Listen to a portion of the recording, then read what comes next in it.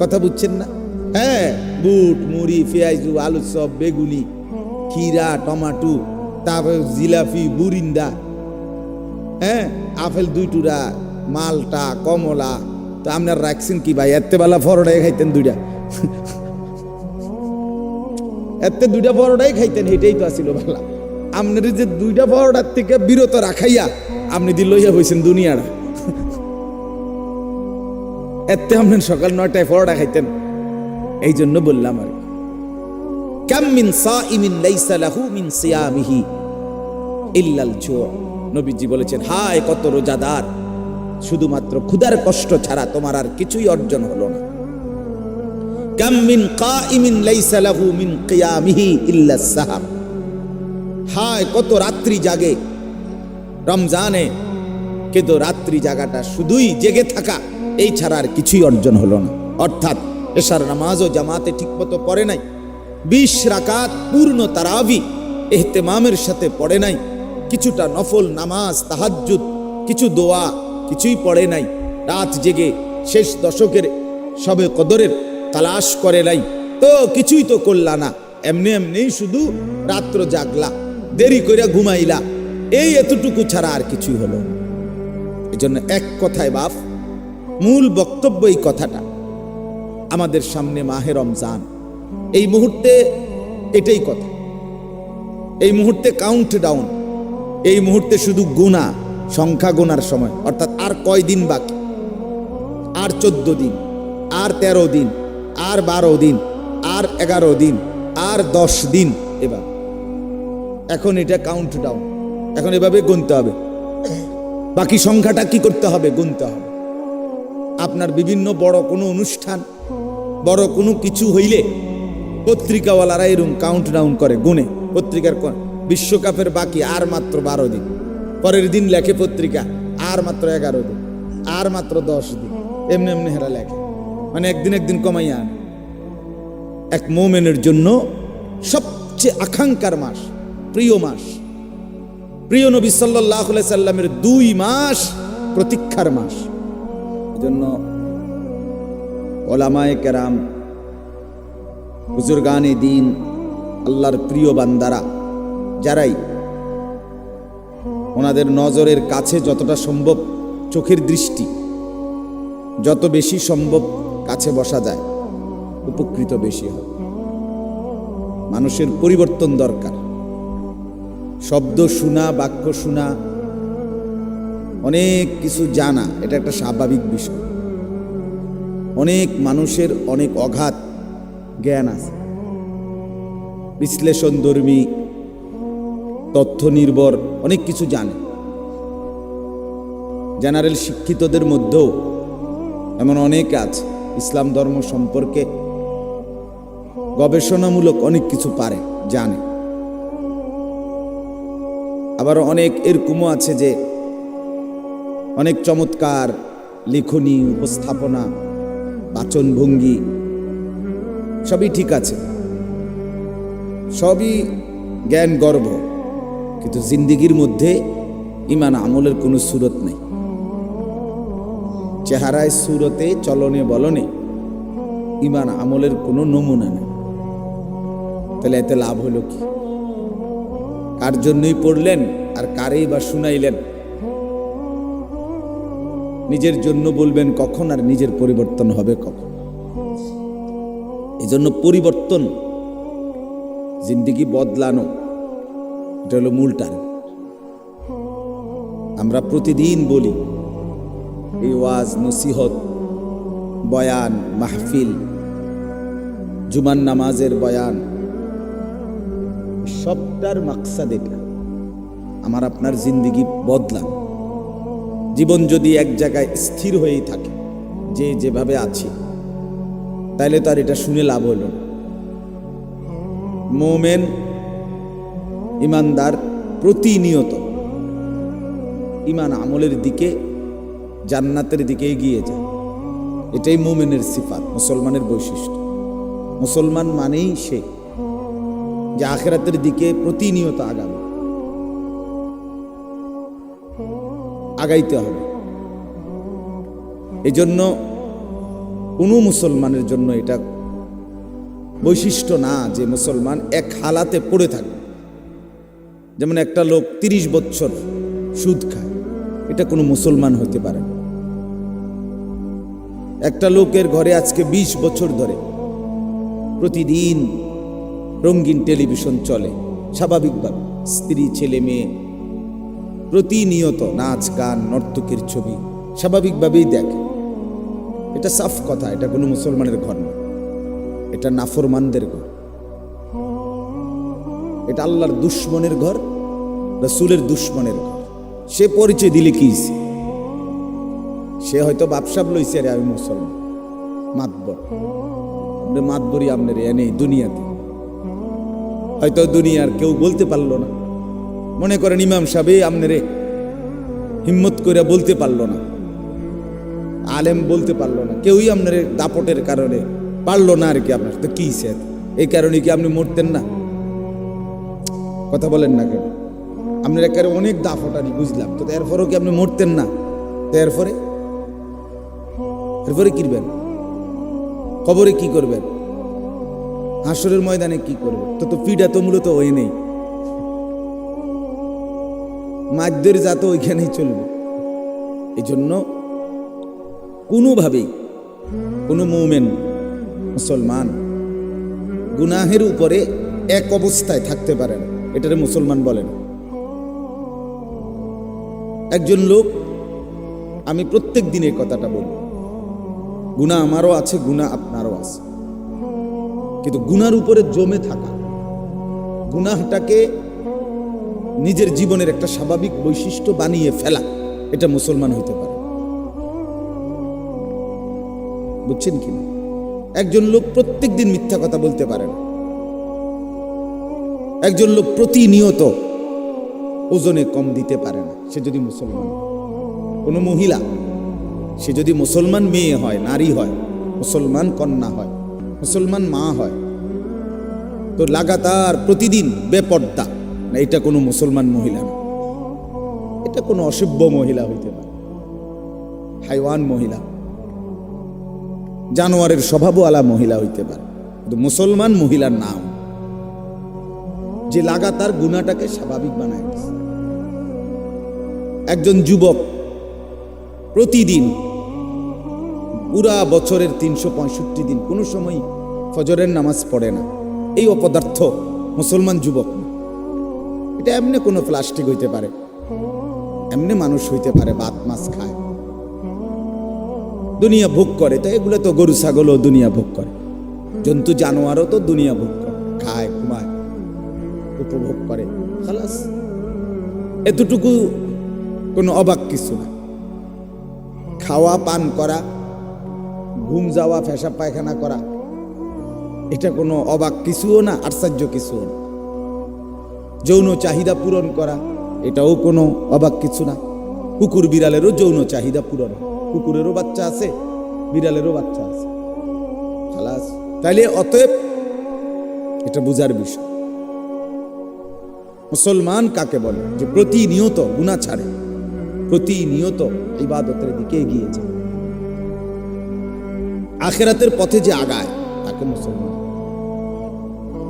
ফাস্তাবিকুল খায়রাত, আল্লাহ তাআলা বলেন কল্যাণের জন্য, নেকের জন্য নিজেদের মধ্যে প্রতিযোগিতা করো।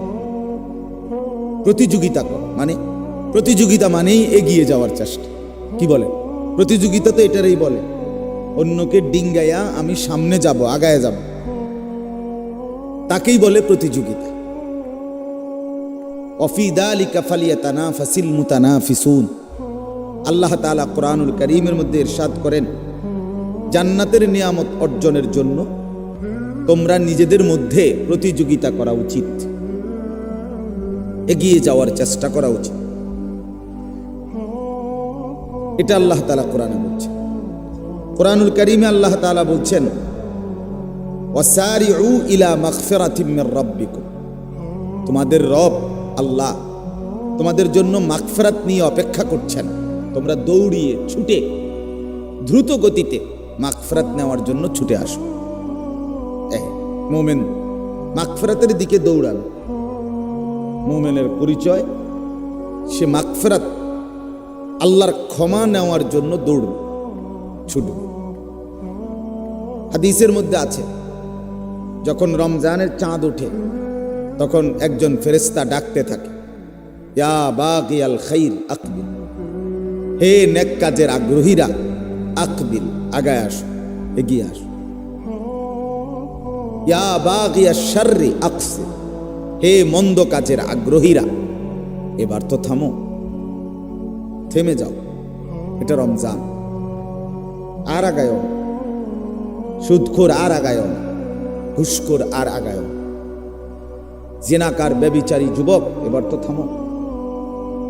নারীর নাচ, জিনা, ব্যভিচারের দৃশ্য দেখে দিবানিশি মোবাইলে জিন্দিগি যারা নষ্ট করছো, এবার তো থামো, এটা রমজান।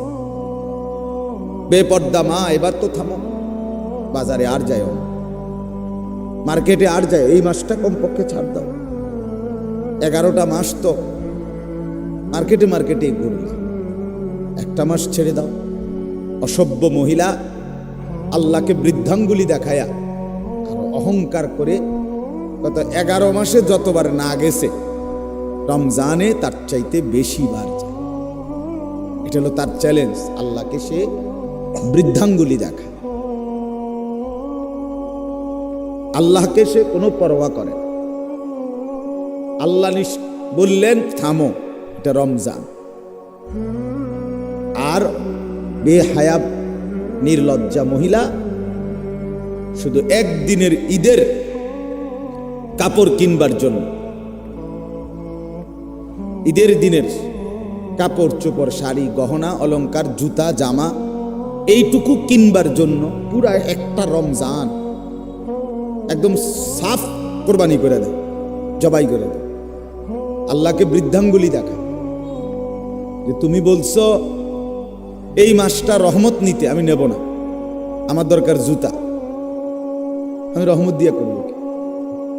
তুমি বলছো মাগফিরাত দরকার, মাগফিরাত নাও বান্দা, নাফরমান নারী বলে লাগবে না আমার, আমার দরকার জামা, শাড়ি, গহনা, আমি মাগফিরাত দিয়ে কি করব? আল্লাহ বলছে নাজাত নাও, সে বলে না আমার লাগবে না, আমার শাড়ি গহনা হলেই চলবে, আমার 3 পিস দরকার।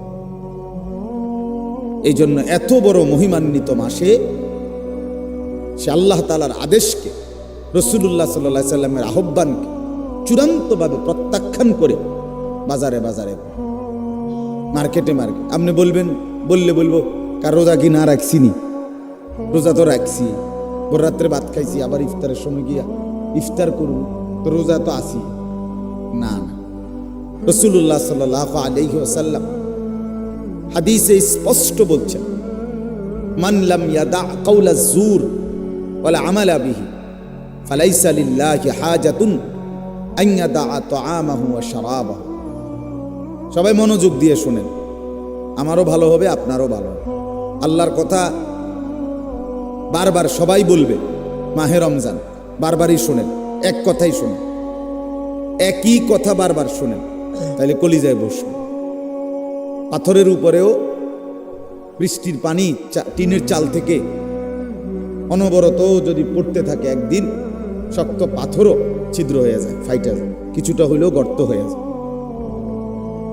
এজন্য আল্লাহর কথাও পাথর দিল মানুষ বারংবার যখন শুনতে থাকে, একদিন তার জিন্দিগির মধ্যে কিছুটা হলেও নড়ে চড়ে ওঠে, পরিবর্তন। তো আল্লাহর নবী সাল্লাল্লাহু আলাইহি ওয়াসাল্লাম ইরশাদ করেন, যে ব্যক্তি মিথ্যা কথা, মিথ্যা সাক্ষী, মিথ্যা আচরণ, গুনাহের আচরণ রমজান মাসে রোজা রেখেও ছাড়তে পারল না, রাসূলুল্লাহ সাল্লাল্লাহু আলাইহি সাল্লাম স্পষ্ট বলেছেন, ফালাইসা লিল্লাহি হাজাতুন, ওই নাফরমান খাদ্য এবং পানীয় থেকে বিরত থাকার কোনো প্রয়োজনই আল্লাহর নাই। আল্লাহ বলছেন, হারামখোর, সুদখোর, ঘুষখোর, ব্যভিচারী, নাচ গান, নাটক, সিনেমা, অবৈধ উপার্জনকারী, বেহায়া নারী, বেপর্দা নারী, অসভ্য পুরুষ, নাফরমানি ছাড়তে পারল না, তো তাইলে তোমার এই খাদ্য এবং পানীয় থেকে সুবহে সাদিক থেকে সূর্যাস্ত পর্যন্ত বিরত থাকার আমি আল্লাহর কাছে কোনো প্রয়োজন নাই। তুমি বাতে খাও, দরকার না। আমি কোনো বাত শর্ট পড়ে গেছে দেখে তোমারে খাইতে নিষেধ করছি। বাতের অভাবে রোজা, কথা বলেন না কেন? পানীয়ের অভাবে রোজা, তাহলে তো অভাবের কারণে। রাসূলুল্লাহ সাল্লাল্লাহু আলাইহি ওয়াসাল্লাম হাদিসের মধ্যে এটা বলছে, কাম মিন সাইমিন লাইসা লাহু মিন সিয়ামিহি ইল্লাল জু'। আহা, কত রোজাদার আছে, নবী বলেন কত রোজাদার আছে, তার রোজা শুধুই কিছুটা ক্ষুধার কষ্ট ছাড়া আর কোনোই অর্জন নাই, আর কোনোই অর্জন। এই শুধু পেটের বুকেই যা কষ্ট পাইছে, কারণ গুনাহের কোনো লেনদেন, আগের মতোই ওজনে কম দেয়, আগের মতোই কথায় কথায় মিথ্যা বলে, আগের মতোই সিটারি বাটপারি করতেছে, আগের মতোই নাচ গান, আগের মতোই যুবক মোবাইল দেখতেছে, আগের মতোই নারী বেপর্দা চলতেছে, আগের মতোই ঘরে টেলিভিশন চলতেছে, আগের মতোই সুদের লেনদেন করছে, ব্যবসার হারাম করছে, কিছুই বাদ দেয় নাই। শুধুই কেবল আগে নাস্তা খাইতো, এখন 1 মাস নাস্তা খায় না। আগের 1 মাস দুপুরে খানা খাইতো, এখন একটু খানার টাইমটা একটু নাইরা নিছে, এই আর ওনার জাস্ট একটু শিডিউল লাগছে। আগে উনি সকালে নাস্তা খাইতো, এখন উনি সন্ধ্যায় খায়। আগে উনি দুপুরে খাইতো, এখন উনি তারাবির পরে মানে 9টা-10টার দিকে ভাত খায়। আগে উনি আপনার 3 বেলা খাইতো, সকালের নাস্তা, দুপুরের খানা, রাতের খানা। তো এখনো তো 3 বেলায়, ইফতার, তারাবির পরে একবার খানা আর সেহরির টাইমে একবার খানা। তার অসুবিধা আছে? সমস্যা কি বলেন? খানার আইটেম আগের চাইতে বাড়ছে, খানার বেলা ঠিক আছে 3 বেলা, বগর আইটেম আরো বাড়ছে। আগে 2টা পরোটা, একটা ডাইল ভাজি আর বেশিতে বেশি একটা ডিম পোস, এই গুদ্দু দিয়া নাস্তা খাইতো। এখন যে ইফতার লইয়া বইছে, কমপক্ষে 30 জনের ইফতার লইয়া বইছে। এবার কথা বুঝছেন না? হ্যাঁ, বুট, মুড়ি, পেঁয়াজু, আলু চপ, বেগুনি, খিরা, টমাটো, তারপরে জিলাপি, বুরিন্দা, হ্যাঁ, আপেল 2 টুরা, মালটা, কমলা। তো আপনার রাখছেন কি ভাই? এতে বেলা পরোটাই খাইতেন 2টা, এতে 2টা পরোটাই খাইতেন, এটাই তো আসিল ভালা। আপনার যে 2টা পরোটার থেকে বিরত রাখাইয়া আপনি দি লইয়া বইছেন দুনিয়াটা। এতে আপনার সকাল 9টায় পরোটা খাইতেন। এই জন্য বললাম আর কি, কাম মিন সাইমিন লাইসা লাহু মিন সিয়ামিহি ইল্লাল জু'। নবীজি বলেছেন, হায় কত রোজাদার, শুধুমাত্র ক্ষুধার কষ্ট ছাড়া তোমার আর কিছুই অর্জন হলো না। কাম মিন কাইমিন লাইসা লাহু মিন কিয়ামিহি ইল্লাস সাহাব। হায় কত রাত্রি জাগে রমজানে, কিন্তু রাত্রি জাগাটা শুধুই জেগে থাকা, এই ছাড়া আর কিছুই অর্জন হলো না। অর্থাৎ এশার নামাজও জামাতে ঠিকমতো পড়ে নাই, 20 রাকাত পূর্ণ তারাবি ইহতিমামের সাথে পড়ে নাই, কিছুটা নফল নামাজ, তাহাজ্জুদ, কিছু দোয়া কিছুই পড়ে নাই, রাত জেগে শেষ দশকের সবে কদরের তালাশ করে নাই, তো কিছুই তো করলা না, এমনি এমনি শুধু রাত্র জাগলা, দেরি করে ঘুমাইলা, এই এতটুকু ছাড়া আর কিছুই হলো না। এজন্য এক কথায় বাপ, মূল বক্তব্য এই কথাটা, আমাদের সামনে মাহে রমজান, এই মুহূর্তে এটাই কথা, এই মুহূর্তে কাউন্ট ডাউন, এই মুহূর্তে শুধু গুণা, সংখ্যা গোনার সময়। অর্থাৎ আর কয়দিন বাকি? আর 14 দিন, আর 13 দিন, আর 12 দিন, আর 11 দিন, আর 10 দিন। এবার এখন এটা কাউন্ট ডাউন, এখন এভাবে গুনতে হবে। বাকি সংখ্যাটা কি করতে হবে? গুনতে হবে। আপনার বিভিন্ন বড় কোনো অনুষ্ঠান, বড় কোনো কিছু হইলে পত্রিকাওয়ালারা এরকম কাউন্ট ডাউন করে, গুনে। পত্রিকার বিশ্বকাপের বাকি আর মাত্র 12 দিন, পরের দিন লেখে পত্রিকা আর মাত্র 11 দিন, আর মাত্র 10 দিন, এমনি এমনি হেরা লেখে, মানে একদিন কমাইয়া আনে। এক মোমেনের জন্য সবচেয়ে আকাঙ্ক্ষার মাস, প্রিয় মাস, প্রিয় নবী সাল্লাল্লাহু আলাইহি সাল্লামের 2 মাস প্রতীক্ষার মাস।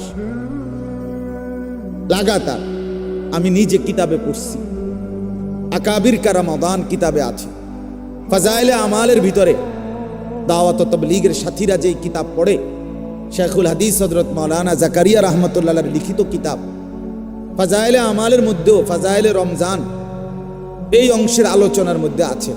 পূর্ববর্তী জমানার এমনও বুজুর্গ ছিলেন অহরহ, যারা একটি রমজান শেষ হইলে এ রমজানের ঈদ আসলেই পরদিন থেকে আবার পুনরায় প্রতিনিয়ত দোয়া শুরু করতেন, আল্লাহ আগামী রমজান পর্যন্ত হায়াত দেন। 1 বছর রমজান আকাঙ্ক্ষা করতেন। রমজানের জন্য আকাঙ্ক্ষা করা এটা একটা রাসূলুল্লাহ সাল্লাল্লাহু আলাইহি সাল্লামের আমল। রমজানকে চাইতে হয়, রমজানের আকাঙ্ক্ষা করতে হয়, রমজানের আকাঙ্ক্ষা করতে হয়, এটা গুরুত্বপূর্ণ। ইমাম ইবনু রজব হাম্বলি রাহমাতুল্লাহি আলাইহির লিখিত কিতাবে উনি বলছেন, এই দিন রাত্রের আপনার লাতাইফুল মাআরিফ এই কিতাবের মধ্যে বিখ্যাত কিতাব এটা, ওইখানে আছে ইমাম ইবনু রজব হাম্বলি রাহমাতুল্লাহি আলাইহি বলেন, হায় আল্লাহর বান্দা, কত মুমিন কত মুসলমান, খেয়াল করেন কথাটা, প্রতিদিন রমজানের জন্য দোয়া করতেছে, আল্লাহুম্মা বারিক লানা ফি রাজাব ওয়া শাবান ওয়া বাল্লিগনা রমাদান। তিনি বলেন যে এই দোয়া যে আল্লাহ রমজান পর্যন্ত পৌঁছায় দেন, পৌঁছায় দেন, একথা বলতে বলতেই প্রতিদিন কত মানুষ খবরে চলে যাইতেছে। আজকে কি কেউ মরে নাই পৃথিবীতে? কথা বলেন না। আজকে কি কোনো মুসলমান মারা যায় না?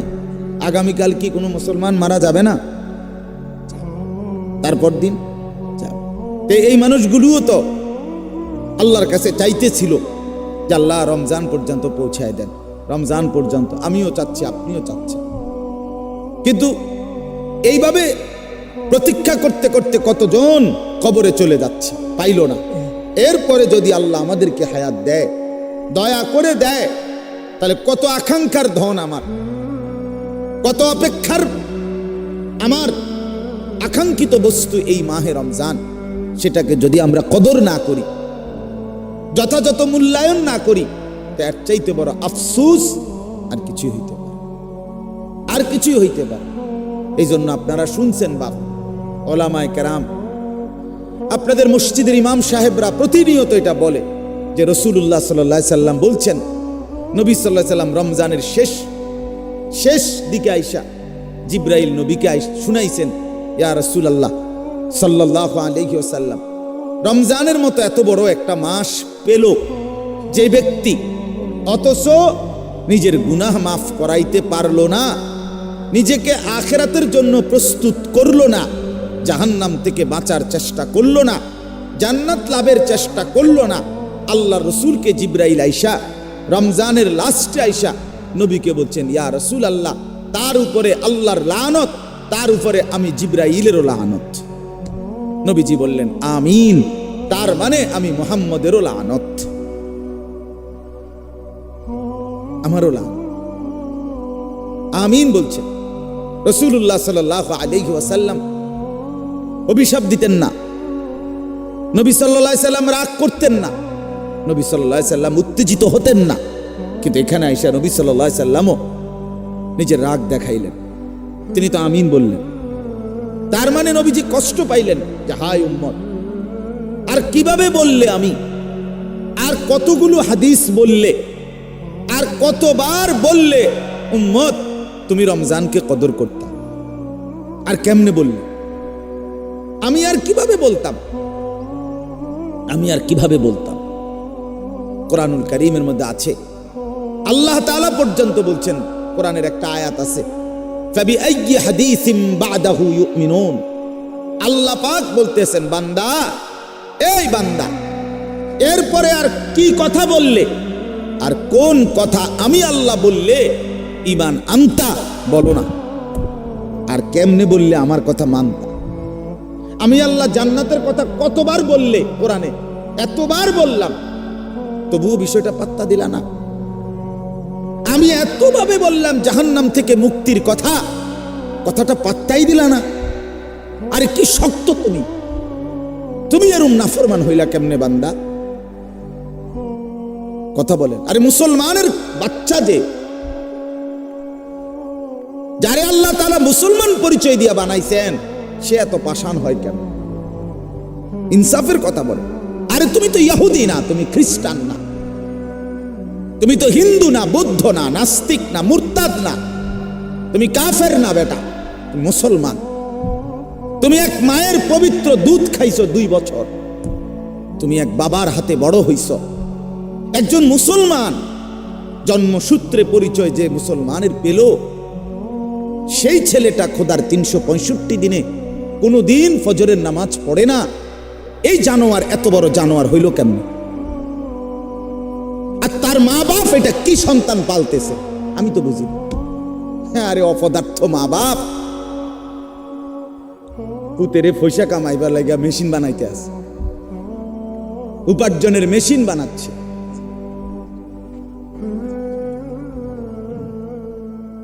অতএব এটা জরুরি বিষয় আমাদের জন্য ইনসাফের বিষয়। আলহামদুলিল্লাহ, হুজুর আসতেছেন। আমাদের আজকের এই মাহফিলের প্রধান আলোচক আল্লামা হযরত মাওলানা মুফতি সাখাওয়াত হোসেন রাজি দামাত বারাকাতুহুমুল আলিয়া। হযরত ইনশাআল্লাহ এক্ষুনি কথা বলবেন। আপনারা সবাই মেহেরবানি করে বাইরে যারা আছেন, দয়া করে হযরতের জবান নিঃসৃত কথা শুনবার জন্য সবাইকে অনুরোধ করছি। অনেক কষ্ট করেই একটা মাহফিল মিলানো হয়, অনেক কষ্ট করেই হযরত এসেছেন। দয়া করে প্রত্যেকেই বাইরে যারা ঘুরছেন, দাঁড়িয়ে আছেন, সবাই দয়া করে চলে আসেন। আল্লাহ তাআলা আমাদের সবাইকে উত্তমভাবে কবুল করেন, তৌফিক দান করেন। আজকের এই মাহফিলকে আল্লাহ তাআলা বরকত দান করেন।